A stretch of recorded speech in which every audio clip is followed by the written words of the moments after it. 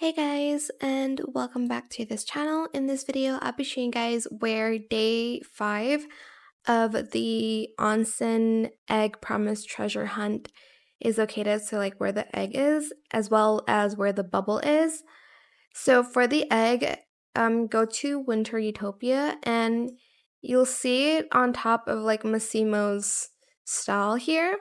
So again, take a picture of it. You don't have to collect it. It's the lavender cracked egg. So let's just take a picture of that. Then you're going to go to the art street and you'll find this bubble here near the piano. Here is where I am, just in case you guys are wondering where it is. And I'm just going to pop the snowman bubble.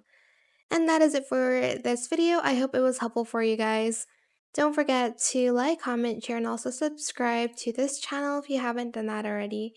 If you have any more questions about this video, just leave it in the comment section down below. I will try my best to answer them all for you guys. And if you found this video helpful, please click the thanks button as well. That is it. Thank you so much for watching. Bye.